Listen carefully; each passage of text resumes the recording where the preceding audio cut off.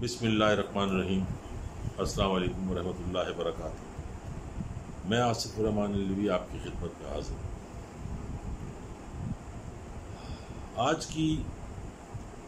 آج کا موضوع جو ملکی حالات چل رہے ہیں اس کے اوپر ہے، پی ڈی ایم، اپوزیشن اور حکومت۔ ہم ساری زندگی ایک بات دیکھتے ہیں کہ جب محلے میں 2-3 بدماش جمع ہو جاتے ہیں اور ان کا کافی اثر رسوخ ہو جاتا ہے، محلے کے لوگ پریشان ہو لگتے ہیں، پولیس بھی ان کا ساتھ دے رہی ہوتی ہے، ان بدماشوں کا، ان نفنگوں کا، تو کوئی ایک محلے میں سے یا کہیں سے آ کے کھڑا ہو جاتا ہے اور ان کے سامنے کھڑا ہو جاتا ہے۔ ہم بچپن سے دیکھتے آ رہے ہیں کہ جو سارے بدماش جو ایک دوسرے کے دستوں کو ربا ہوتے تھے، ایک دوسرے کے مارنے کے پیچھے لگے ہوتے تھے، وہ سڈنلی ایک رشتے میں بن جاتے ہیں، دوستی، سالے بہنوئی،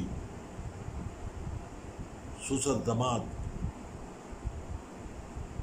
سسر بہو، یہ ایک ایسا گٹھ جوڑ ہو جاتا ہے جس سے ان کی اپنی ذات کو تو فائدہ پہنچ سکتا ہے، اس علاقے کو، اس محلے کو، اس جگہ کو یا ان لوگوں کو فائدہ نہیں پہنچ سکتا، وہ صرف ایک انسان کے خلاف آگے کھڑے ہو جاتے ہیں۔ اسی طریقے سے پاکستان میں ہوا، اتنے سارے بدماش پی ایم ایل این کی صورت میں، پیپلز پارٹی کی صورت میں، اچکزئی، بزنجو، پنڈت فضلو، جو بھی ہے، فضل الرحمان، جے یو آئی ایف، اسفندیار ولی، اور وہ ایک کیا نام ہے اس کا، وہ جو بہرحال انس نورانی، ساجد میر، اور ان کے ساتھ وہ تمام لفافے، وہ تمام بکاؤ تجزیہ کار، وہ تمام بدحواس دانشور، یہ سب ایک ہو گئے۔ یہ سب ایسے ہوئے ایک، لوگ سمجھ رہے تھے کہ شاید اب ہماری تقدیر بدل جائے گی۔ انہوں نے اللہ اور اللہ کے نبی کے فرمان کے مطابق اور قرآن کے احکامات کے مطابق راستہ پکڑ لیا، اللہ کی راستے پکڑ لیے، اب ہماری شاید زندگی میں بہتری آ جائے۔ لیکن وہ سب کچھ اور تھا، اس دوستی، اس رشتے، اس سب کچھ میں جو ہوا وہ ایک بچے کا جنم ہوا جس کا نام رکھا گیا پی ڈی ایم۔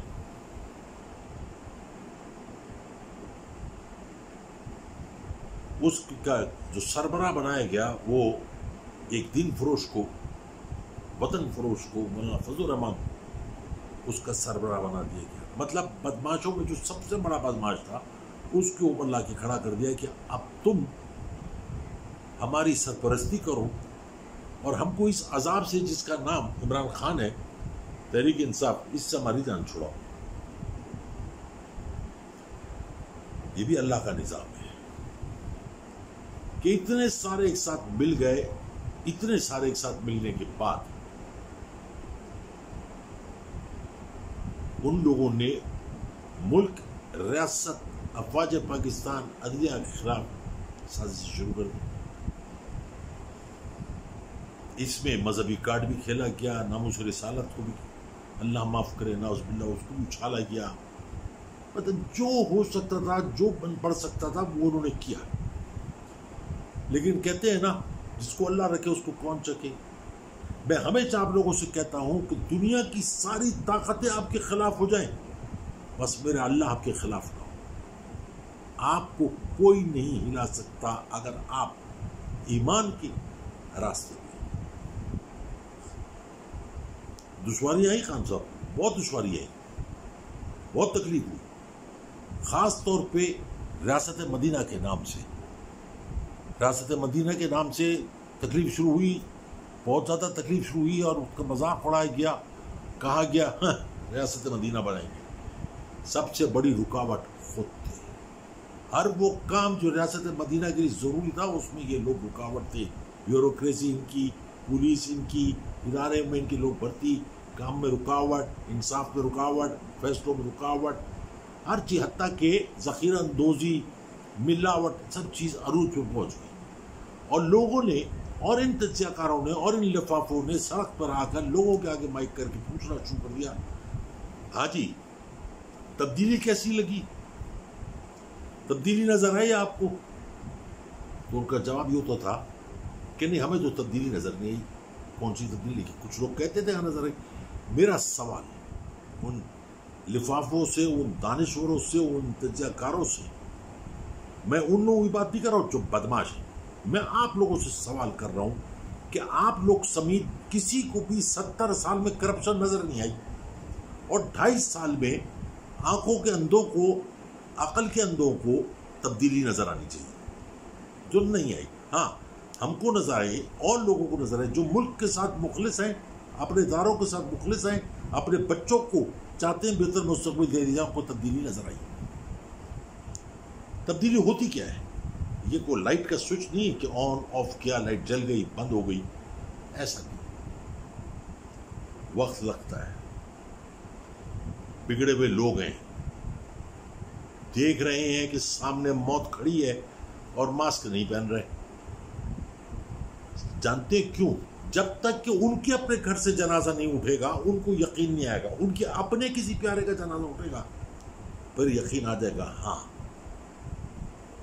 वबा आई भी। इस पे भी सियासत कोई एक ऐसी चीज नहीं छोड़ी जो कि अल्लाह ने कुरान में एक वाज़ेह तौर पे कहा है, जहां वबा हो वहां मत जाओ, और जो लोग वहां आए हो वहां से दूसरी जगहों पे ना जाएं। वबा वाले लोग एक दूसरे से ना मिलें, फासला रखें। यहां तक कह दिया गया कि अगर आप उनसे मिलेंगे, राब्ता रखेंगे तो वो हराम है। मगर मौलाना फजलुर रहमान जैसे लोग और वादा अधूरा, ये सारे इसमें भी सियासत कर। और वो तो यहां तक अब आ गया कि इमरान खान से ये जो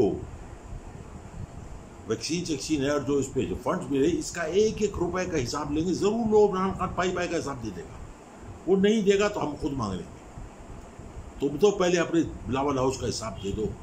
तुमको तो बात ये भी नहीं देती क्योंकि तुम जब पैदा हुए दूध का पहला कतरा तुम्हारे मुंह में गया वो हराम का, पहला पोतड़ा बांधा गया जिसको अंग्रेजी में आप लोग पेम्पर कहते हैं, वो भी हराम का, परवरिश हराम की, तरबियत हराम की, तालीम हराम की, और आप हिसाब किताब मांग रहे हो। सुभान अल्लाह,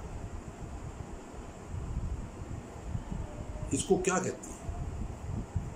मुझे तो कुछ बेहतरीन लफ्ज़ मैं ढूंढूंगा, फिर अगली दफा कोई वीडियो बनाऊंगा तो मैं इंशाल्लाह निकाल के बताऊंगा कि इसको नहीं कहते। लेकिन मेरी लुगत में ऐसे जैसे लोगों के लिए कोई खास किस्म का जुमला नहीं है, क्योंकि ये बद्दुआए हुए लोग हैं, इन पे अल्लाह की फिटकार है, जिनको आप लोग, इनके लोग कहते हैं कि देखो सुरखरू हो रहे हैं, वो दर बदर हैं सड़कों पे, दूसरे मुल्कों, गैर मुल्कों की सड़क, अपना मुल्क होते हुए, अपनी जमीन होते हुए दूसरे मुल्कों की खाक छान रहे हैं, अपनी हराम की दौलत से पेट तो पाल रहे हैं अपना और अपने बच्चों का, लेकिन खौफ में सड़क पर भी नहीं आते, किसी शॉपिंग मार्केट में भी नहीं जाते, किसी रेस्टोरेंट में नहीं जाते कि कोई भी मेरा जैसा पागल खड़ा होकर पूछे तो ओए हमारे पैसों से हराम की अय्याशी कर रहे हो। इसको सुरखरू नहीं होना कहते, इसको दरबदर होना कहते हैं, इसको रुसवाई कहते हैं, इसको जिल्लत कहते हैं, इसको अल्लाह की फटकार और अल्लाह की लानत कहते हैं।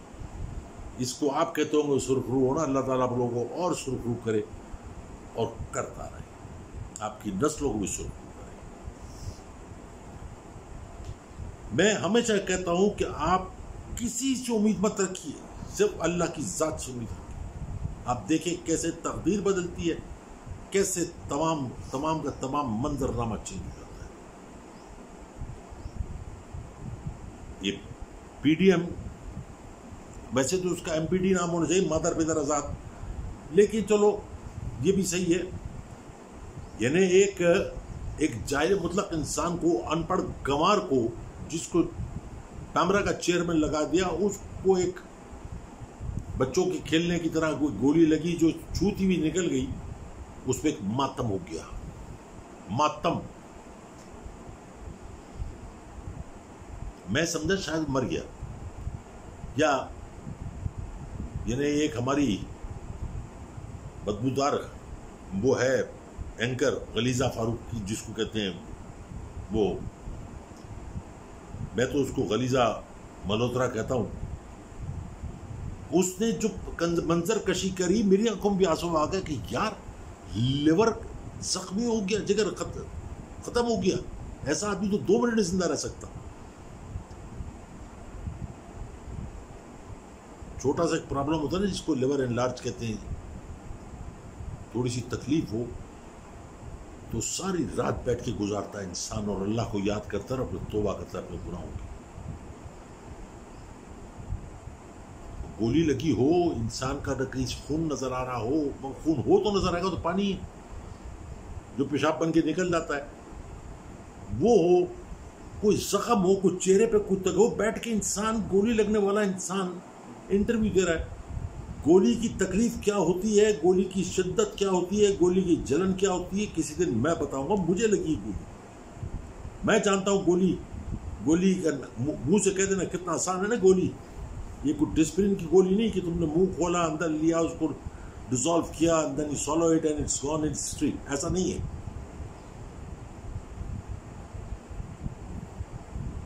اور کاشف عباسی اور وہ بہت سارے ہیں، بہرحال سب نے، وہ ایک حامد میر ہے، پتہ نہیں اس دنیا میں کیسے آیا، میرے خیال سے اس کے گھر والوں کو بھی پتہ ہوگا. لیکن بہرحال پی ڈی ایم، یہ سب پی ڈی ایم کم ہو رہے ہیں. ذرا سا کوئی کام کرو، پی ٹی آئی کے ورکرز، پی ٹی آئی کے سپورٹرز، پی ٹی آئی کے ممبرز پارلیمنٹ، ممبر سینیٹرز، سب کو رگڑا دیتے ہیں. یہ ٹکے کے لوگ خاندانی لوگوں کا نام اچھالتے ہیں اور پھر کہا جاتا ہے کہ ہماری پگڑی اچھالی جا رہی ہے. جو انہوں نے زندگی میں پگڑی نہیں پہنی وہ پگڑی اچھالی جا رہی ہے. میں نے کچھ بلاگز بنائے ہیں مختلف لوگوں کے انڈیویجولی. اب میں لسٹ تیار کر لی ہے. میں 1-2 دن بعد، چھوٹے موٹے مضمون رہ گئے ہیں، 1-2 دن بعد میں انہی اینکرز کا، انہی پولیٹیشن جن کو میں نے چھوڑ دیا تھا کہ یار دفع کرو، کچھ پردہ رہنے دو، لیکن ان کو پردے کی ضرورت نہیں ہے. ان کو ضرورت ہے کہ ان کو سر عام ننگا کیا جائے، ان کو مادر ذات ننگا کیا جائے، ان کو ان کی اوقات دنیا کو دکھائی جائے. یہ اوقات ہے. انہیں اتنے ہمدرد ہیں لوگوں کے، اتنا لوگوں سے محبت ہے اور عوام کی محبت میں مرے جا رہے ہیں. میں اس وقت مانتا کہ جب سارے لوگ اپنی اپنی پارٹی فنڈ سے 20-20 کروڑ روپے نکال کے کہتے لوگ غریبوں میں بانٹو، کرونا چل رہا ہے، ان کے گھر میں راشن ڈالو، ان کو ادویات دو، ان کی مدد کرو. کون سی مدد؟ یہ سب ناک بن کے اپنی دولت بیٹھے گی جو ان کے نیچے سے کھسک رہی ہے اور کھسک جائے گی.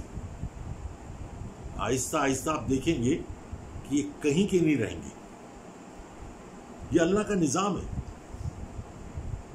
جیسے کہتے ہیں با ادب با نصیب، بے ادب بے نصیب. یہ سارے بے ادب ہیں اور بے نصیب بھی ہیں. ہم اپنے بچوں کو اگر کوئی چیز سکھانا چاہتے ہیں، کوئی چیز بتانا چاہتے ہیں، تو پہلے ہم کو اس پہ عمل کرنا پڑتا ہے. اگر ہم بچے سے کہتے ہیں بیٹے آپ تو سے بات نہ کریں، آپ سے بات کریں، تو ہم کو اس کو دکھانا ہے کہ ہم اس سے بھی آپ سے بات کر رہے ہیں، گھر کے ملازمی سے بھی آپ سے بات کر رہے ہیں، اور جس سے بھی مل رہے ہیں، چاہے چھوٹا بڑا امیر غریب، اس سے بھی آپ جناب کے بات کر رہے ہیں، وہ اس پہ عمل کرے گا.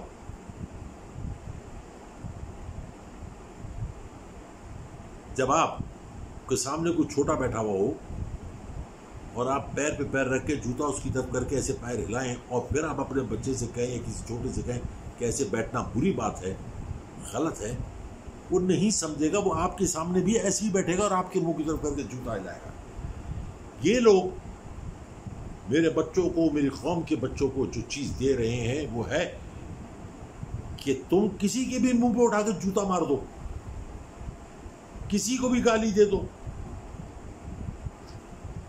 اجلاس بلاؤ ناموس رسالت کے اوپر، اور اس کے بعد اس پہ بحث نہیں کرو، بلکہ جس نے بل دیا ہے، مقصد ہے بل دینے کا، کسی نے بھی دیا. موضوع جو ہے، جو سنگینی ہے مسئلے کی، وہ تھی ناموس رسالت کی، جس کو کوئی خطرہ نہیں تھا. خطرہ آپ سے، رہتی دنیا تک ناموس رسالت کو کوئی خطرہ نہیں. آپ لوگوں سے ہے تو آپ ضمیر فروش، ایمان فروش، وطن فروش تو ہیں ہی، تو آپ تو کچھ بھی بیچ سکتے ہیں. تو جو زبان پارلیمنٹ میں استعمال کی جاتی ہے، میں اپنی ٹویٹر بھی لکھتا ہوں کہ یہ پارلیمنٹ نہیں ہے، یہ کوٹا ہے. وہاں پہ بھی ادب کا خیال کیا جاتا ہے، وہاں پہ بھی تہذیب ہوتی ہے، ادب و آداب ہوتے ہیں. آپ کیا دے رہے ہیں قوم کو، یا آپ خود سوچیں. لوگ کہتے ہیں یار ان کے بچے سوال نہیں کرتے، ان کی بیویاں سوال نہیں کرتے، تو میں یہ کہتا ہوں نہیں، کبھی کر نہیں سکتے کہ ان کے پیٹ میں بھی ان کا کمایا ہوا حرام پڑا ہوا ہے. بیوی جو زیور پہنتی ہے اس کو اس سے سروکار نہیں کہ کس کا گلا کاٹ کے زیور آیا ہے، بس آیا ہے، سونا ہے، میں نے پہننا ہے. تو جناب میرا کہنے کا مقصد یہ ہے کہ رزق حلال میں اور رزق حرام میں جو فرق ہے، رزق حلال جو ہے آپ کے اندر عاجزی، انکساری، شفقت، محبت، احترام، ادب، لحاظ، مروت، احساس، محسوس کرنا درد کو، تکلیف کو، یہ سب پیدا کرتا ہے رزق حلال.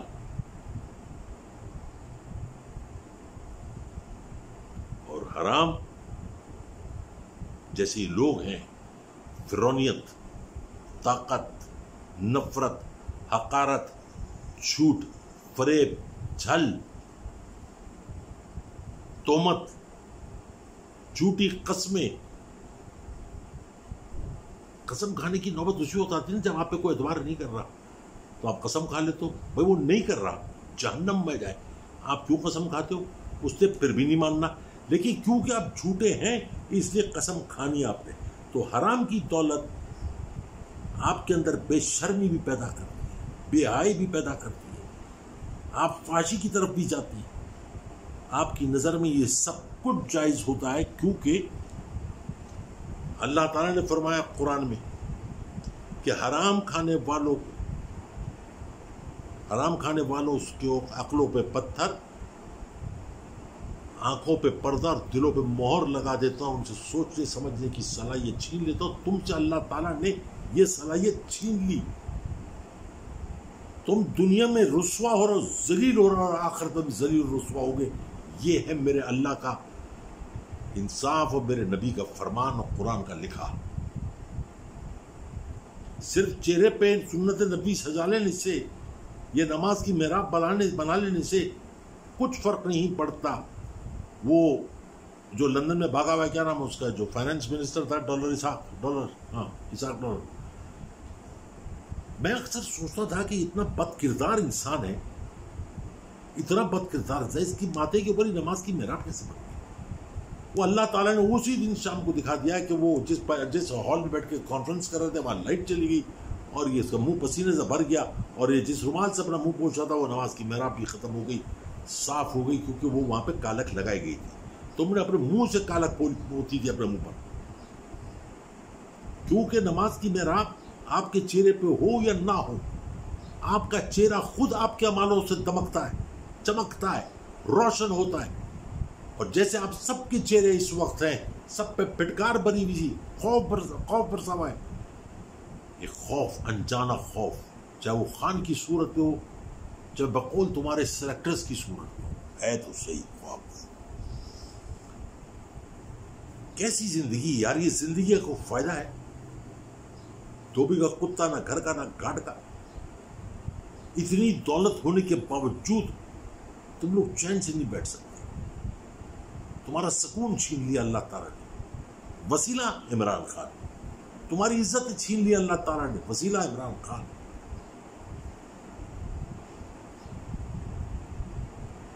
تمہاری شان و شوکت، تمہارے پروٹوکول، تمہاری ہر چیز چھین لیا اللہ تعالیٰ نے، وسیلہ عمران خان. کیسی دولت ہے یار یہ؟ ایسی دولت سے موت بہتر ہے. پی ڈی ایم ٹوٹ گئی، جائز رشتے ناجائز ہو گئے، سب حرام کے رشتے ہو گئے. جو کل تک پی ڈی ایم کے وجود سے پہلے ایک دستے گریباں تھے، ایک دوسرے کی عزت افزائی کرتے تھے گالم گلوچ میں، پھر گھی شکر ہو گئے، اور اتنا گھی شکر ہوئے کہ شوگر ہو گئی. اور پھر طلاقیں ہو گئے, رشتے ٹوٹ گئے. بڑی بہن نے چھوٹے بھائی کو, چھوٹے بھائی نے بڑی بہن کو لات مار دی. یہ جو چیز بھی حرام کی ہوگی, ناجائز ہوگی, وہ اسی طریقے سے تر ہوتی ہے. سب سے پہلے ANP چھوڑ کے گئی, پھر وہ آدھے ادھورے کی پارٹی پیپلز پارٹی چھوڑ کے گئی. اب رہ کے آئی ہے. وہ تمہارے سربراہ نے کہا اور رجوع کر لو, ابھی 3 طلاقیں نہیں ہوئی, طلاقیں ہو گئیں. اب رجوع کرنا زنا کرنے کے برابر ہے. تو جو چیز جس شخص کے خلاف بنائی گئی تھی بغض عمران میں, PDM جو بنی تھی بغض عمران میں بنی تھی, عوام کی محبت میں نہیں بنی تھی, بن بھی نہیں سکتی تھی, کیونکہ حرام کا پیسہ حلال کے پیسے سے نہیں ٹکرا سکتا. حرام کی سوچ حلال کی سوچ سے نہیں ٹکرا سکتا. اور جس کو آپ لوگ جہاد کہتے ہیں, تلوار اٹھانا جہاد نہیں ہے. کسی کو سیدھا رستہ دکھانا, سب سے پہلا جہاد جو ہے وہ اپنے آپ سے لڑنا, اپنے نفس سے لڑنا, اپنے غلط سوچ سے لڑنا, اپنے غلط ارادوں سے, یہ ہے جہاد. پھر قلم سے جہاد ہوتی ہے, جو ہمارے یہاں بک گیا. ہمارے صحافیوں نے, ادیبوں نے, سب نے اپنا قلم بیچ دیا, سب نے کوٹے کی مرا پہ رکھ دیا اس کو کہ چلو جیسے چاہو استعمال کر لو. کسی کو سڑک پار کرا دینا جہاد ہے, کسی کو اچھی بات بتا دینا جہاد ہے, کسی کو لڑتے ہوئے بچانا جہاد ہے, کسی کی عزت کی حفاظت کرنا جہاد ہے, کسی بیٹی کے سر پہ ہاتھ رکھنا جہاد ہے, کسی کے سر پہ دوپٹہ رکھنا جہاد ہے. تم لوگ دوپٹہ رکھتے نہیں, چادریں کھینچتے ہو. تو جہاد سب سے پہلے تو جہاد کا مفہوم سمجھو. اپنے آپ سے جہاد شروع ہوتی ہے, اپنے گھر سے اور اپنے آپ سے. رزق حلال کمانا وہ بھی جہاد ہے. رزق حلال کی کمائی سے لباس بنانا اور اپنا تن ڈھانپنا وہ بھی جہاد ہے.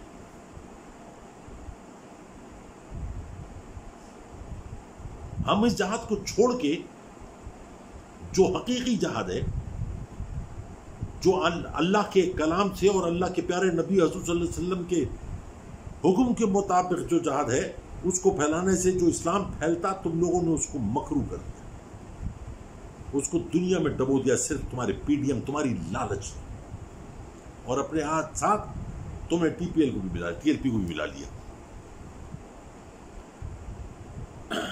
اللہ تعالیٰ نے, میرے پیارے نبی حضور صلی اللہ علیہ وسلم نے جگہ جگہ کہا ہے کہ انسانیت. مجھے بڑی تکلیف ہوتی ہے جب میں سوشل میڈیا پہ, ٹویٹر پہ, فیس بک پہ دیکھتا ہوں کہ ہماری حکومت نے ہندوستان کی عوام کے لیے کیوں مدد کا اعلان کیا. شرم کرو. ہمارے نبی کو, حضور صلی اللہ علیہ وسلم کو رحمت للعالمین کہا گیا, رحمت المسلمین نہیں کہا گیا ہے. اور مدد کرتے وقت یہ نہیں کہا گیا ہے کہ تم نے سب مسلمانوں کی مدد کرنی, تم نے انسانیت کی خدمت کرنی, تم نے انسانیت کا, ان کا جو کردار ہے وہ ان کو پر چھوڑ دو. انہوں نے مسلمانوں کو, ان کا کام ہے, انہوں نے جو کچھ بھی کیا وہ ان کی فطرت ہے, ان کے کام ہے. ہماری فطرت جو ہمارے نبی پیارے حضور صلی اللہ علیہ وسلم کو سکھایا کہ شفقت, محبت, تم یقین مانو کہ تمہارے کردار سے لوگ اسلام کی طرف رجوع کر سکتے ہیں, تمہاری بکواس سے. اور جتنا نقصان اسلام کو, مذہب کو تم لوگوں نے پہنچایا, اگر منصف صحیح بیٹھے ہو, انصاف کرنے والے, تو خدا کی قسم تم سب سر قلم کرنے کے مستحق ہو. کیونکہ تم نے اسلام کو بیچا اپنی ذات کے لیے, لوگوں کو لڑوایا اپنی ذات کے لیے, لوگوں مروایا اپنی ذات کے لیے, املاک لوگوں کی جلائی اپنی ذات کے لیے, حکومت کی جلائی اپنی ذات کے لیے, ذخیرہ اندوزی کی اپنی ذات کے لیے, مہنگائی کی اپنی ذات کے لیے. یہ جہاد نہیں ہے.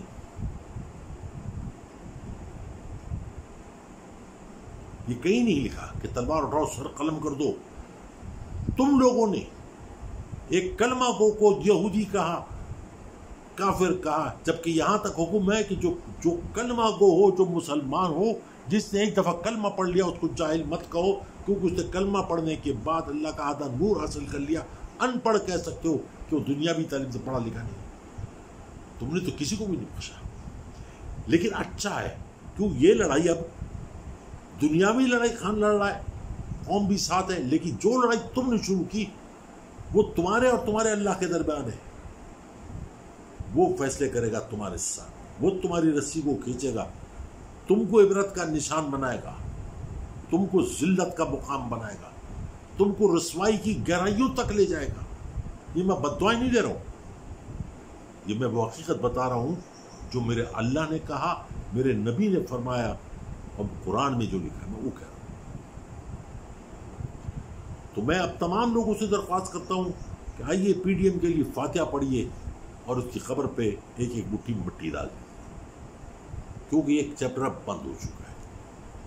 اس کا کوئی حاصل وصول نہیں ہے. اب یہ صرف وہ مچھلی کو آپ نکالتے ہیں نا پانی سے, تھوڑی دیر تڑپتی ہے پھر مر جاتی ہے. ان کی کیفیت وہی ہے. یہ اس زخمی کتے کی طرح ہو گئے ہیں جو گلی کے نکڑ پہ بیٹھ کے اپنا زخم چاٹتا ہے. ان کو اپنا زخم چاٹ لے دو, مگر آپس میں پیار محبت مت چھوڑو, اور کسی کی مدد کرنے سے پہلے اس کا مذہبت پوچھو. تم اس کی مدد نہیں کر رہا ہو, یا تم اپنی مدد کر رہا ہو. تم اگر کسی کی مدد کرتے ہو تو اللہ تعالیٰ تم کو کسی کے آگے ہاتھ پھیلانے سے روکتا ہے. تم اگر کسی کے گھر میں راشن ڈلواتے ہو تو اللہ تعالیٰ تم کو تمہارے پیاروں کو فاقے سے روکتا ہے. اگر تم کسی کے لیے دعا کرتے ہو تو تم کو اپنے لیے دعا کے لیے ہاتھ اٹھانے کی ضرورت نہیں ہے. اگر تم کسی کی تیمارداری کرتے ہو تو تمہاری تیمارداری کو کسی کی ضرورت نہیں. یہ سارے کام اللہ تعالیٰ اپنے ہاتھ میں لے لیتا ہے کہ یہ میرا بندہ ہے, میرے پیارے نبی حضور صلی اللہ علیہ وسلم کے فرمان پہ چل رہا ہے, جو قرآن پہ عمل کر رہا ہے, تو فرشتوں کو حکم دیتا ہے کہ اس کے رزق میں برکت کرنا ہے, اس کی حفاظت کرنا ہے, اس کے پیاروں کی حفاظت کرنا ہے. اس لیے مدد کرتے وقت کبھی مت سوچو کہ یہ کون ہے, بس یہ سوچو یہ میرا اللہ کا اور اللہ کے پیارے نبی کا فرمان ہے. میرے خیال سے آج کے لیے اتنا ہی. باقی میں بچوں سے 2 جملے بول دوں. میرے بچوں, آپ آج کل روزے ہیں, سحری میں اٹھتے ہو, افطاری کرتے ہو, دن بھی گزاری جاتا ہے. میں اکثر ٹی وی پہ جب پروگرام دیکھتا ہوں, دوسرے پروگرام دیکھتا ہوں, اس میں جوان بچے جو آتے ہیں میرے دل کو تکلیف پہنچتی ہے. خاص طور پہ وہ ماڈلز, وہ بہرحال ان کا اپنا پروفیشن ہے, مجھے اس پہ کوئی اعتراض نہیں ہے, لیکن جب ان کو اپنے ملک کے بارے میں کوئی معلومات نہیں کہ صدر کون ہے, وزیر اعظم کون ہے, چیف منسٹر کون ہے, جی ڈی پی کیا ہے, فلاں کیا ہے, فلاں کیا ہے, کیا ہو رہا ہے, کیا نقصان ہے, کیا نفع ہو رہا ہے, وہ اس میں جب گوف بن کے بیٹھ جاتے ہیں نا تو مجھے تکلیف پہنچتی ہے. یہ امبیسڈر ہے. تو میرے بچوں, جو علم حاصل کر رہا ہو, تمہارا اپنا ذاتی شوق ہے, اپنا پیشن ہے, پلیز کیری آن, لیکن اپنے ملک کے بارے میں ضرور ریسرچ کرو کہ ہم کہاں کھڑے ہیں اور کیوں کھڑے ہیں, کس لیے کھڑے ہیں. بہت کچھ مواد ملے گا آپ کو پڑھنے کے لیے, سننے کے لیے. ضروری نہیں کہ آپ مجھے سنو, مجھے دیکھو. میں نہیں اچھا لگتا مت سنو, میں نہیں اچھا لگتا مت دیکھو, لیکن اگر میری بات اچھی لگتی تو سن لو, سننے میں کوئی حرج نہیں. لیکن اپنے ملک کے بارے میں ریسرچ ضرور کرو کہ کل کسی محفل میں بیٹھ کے اگر کوئی سوال کرے تو میرے بچوں وہاں پہ تم لوگ بیوقوف نظر نہ ہو. I don't want to see you as a goof. میں تم کو اس مقام پہ دیکھنا چاہتا ہوں کہ جہاں لوگ بھی کہیں اور میں بھی کہوں کہ یہ میرے ملک کا بچہ ہے, اس کو مت چھیڑنا. اپنا بہت سارا خیال رکھیے گا, بہت سارا پیار, بہت ساری محبت, بہت ساری دعائیں. اپنی دعاؤں میں یاد رکھیے گا. زندگی رہی تو انشاءاللہ پھر ملاقات ہوگی. السلام علیکم ورحمۃ اللہ وبرکاتہ.